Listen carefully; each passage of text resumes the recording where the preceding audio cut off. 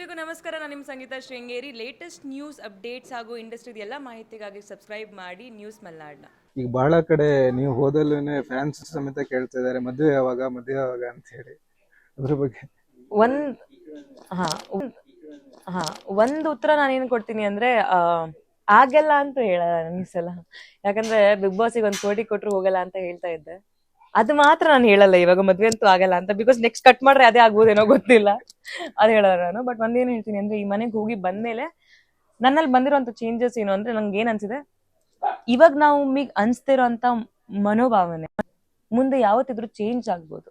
ಅದಕ್ಕೊಂದು ಎಕ್ಸ್ಪೀರಿಯನ್ಸ್ ಬೇಕಾಗತ್ತೆ, ಅದಕ್ಕೊಂದು ಸಮಯ ಬೇಕಾಗತ್ತೆ. ಆ ಸಮಯದ ಪ್ರಕಾರ ಏನ್ ಬೇಕಿದ್ರು ಚೇಂಜ್ ಆಗ್ಬೋದು.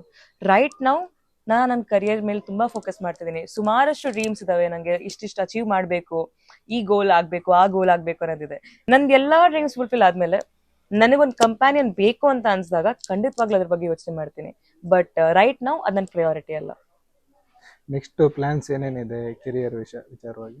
ನೆಕ್ಸ್ಟ್ ನಂದು ಮಾರಿಗೋಲ್ಡ್ ಅಂತ ಗಗನ್ ಜೊತೆ ಒಂದು ಫಿಲ್ಮ್ ರಿಲೀಸ್ ಆಗ್ತಾ ಇದೆ. ಅದು ನೆಕ್ಸ್ಟ್ ತಿಂಗಳು 15ನೇ ತಾರೀಕು ರಿಲೀಸ್ ಆಗ್ಬೋದು. ಎಲ್ಲರೂ ಥಿಯೇಟರ್ಲಿ ಹೋಗಿ ನೋಡಿ. ಚಾರ್ಲಿ ಮಾಡೋ ಟೈಮಲ್ಲಿ ಶೂಟ್ ಮಾಡಿರೋಂಥ ಫಿಲ್ಮ್ ತುಂಬಾ ಚೆನ್ನಾಗಿದೆ, ಸಸ್ಪೆನ್ಸ್ ಥ್ರಿಲ್ಲರು. ಇದ್ರಲ್ಲಿ ದಿಗಂತವ್ರನ್ನ ತುಂಬಾ ಡಿಫ್ರೆಂಟ್ ಆಗಿ ನೋಡ್ತೀರಾ, ನನ್ನೂ ತುಂಬಾ ಡಿಫ್ರೆಂಟ್ ಆಗಿ ನೋಡ್ತೀರಾ. ಬಿಕಾಸ್ ನಾನು ಈ ತರದೊಂದು ರೋಲ್ನ ಆಯ್ಕೆ ಮಾಡ್ಕೊಂಡಿರ್ಲಿಲ್ಲ. ಇಂಥದ್ದು ಮಾಡ್ಬೇಕು ಅಂತ ಚಾಲೆಂಜ್ ಅಲ್ಲಿ ಮಾಡಿರೋಂಥ ಪಾತ್ರ ಅದು. ಸೊ ಥಿಯೇಟರ್ಲಿ ನೋಡಿ, ಚೆನ್ನಾಗಿರುತ್ತೆ. ಈಗ ಶೃಂಗೇರಿ ಭಾಗದಿಂದ ಅಥವಾ ಮಲೆನಾಡು ಭಾಗದಿಂದ ತುಂಬಾ ಕಡಿಮೆ ಜನ ಸಿನಿಮಾ ಇಂಡಸ್ಟ್ರಿಗೆ ಹೋಗ್ತಾರೆ.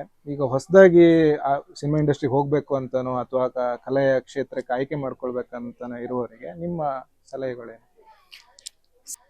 ಸಿನಿಮಾ ರಂಗ ನೋಡಿದಷ್ಟು ಸುಲಭ ಅಲ್ಲ. ಕೆಲವರಿಗೆ ಅನ್ಸುತ್ತೆ ಹೋಗ್ಬಿಟ್ಟು ಕ್ಯಾಮ್ರಾದ ಎದುರುಗಡೆ ಡೈಲಾಗ್ ಹೇಳೋದೇ ಆಕ್ಟಿಂಗ್ ಅಂತ. ಬಟ್ ಅಲ್ಲ, ಆ ಕ್ಯಾಮ್ರಾದ ಹಿಂದೆ ನಡೆಯುವಂಥದ್ದೇ ಜಾಸ್ತಿ. ಅಂದ್ರೆ ಅಲ್ಲಿ ನೀವು ಫೇಸ್ ಮಾಡ್ಬೇಕಾಗಿರುವಂತ ಪ್ರಾಬ್ಲಮ್ಸ್, ಚಾಲೆಂಜಸ್, ಕಾಂಪಿಟೇಷನ್ ಅದು ಕಾಣಿಸಲ್ಲ ಕ್ಯಾಮ್ರಾದ ಮುಂದೆ. ಬಟ್ ಅದು ಜಾಸ್ತಿ.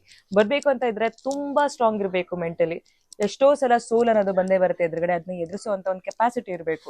ಸುಮಾರಷ್ಟು ಸಲ ಆಯ್ಕೆ ಆಗದಿರೋಂಥ ಚಾನ್ಸಸ್ ಇರುತ್ತೆ. ಅದನ್ನಾನು ಆಕ್ಸೆಪ್ಟ್ ಮಾಡ್ಕೊಳ್ಳೋ ಅಂತ ಒಂದು ಮನಸ್ಥಿತಿ ಇರಬೇಕು. ನನ್ನ ಹತ್ರ ಆಗತ್ತೆ, ನಾನು ಯಾವತ್ತೂ ಬಿಟ್ಕೊಡಲ್ಲ, ಹೋಪ್ ಅಂತ ನಿಮ್ ಕೈಯಲ್ಲಿ ಯಾವತ್ತೂ ನೀವು ಇಟ್ಕೊಂಡೇ ಇರಬೇಕು.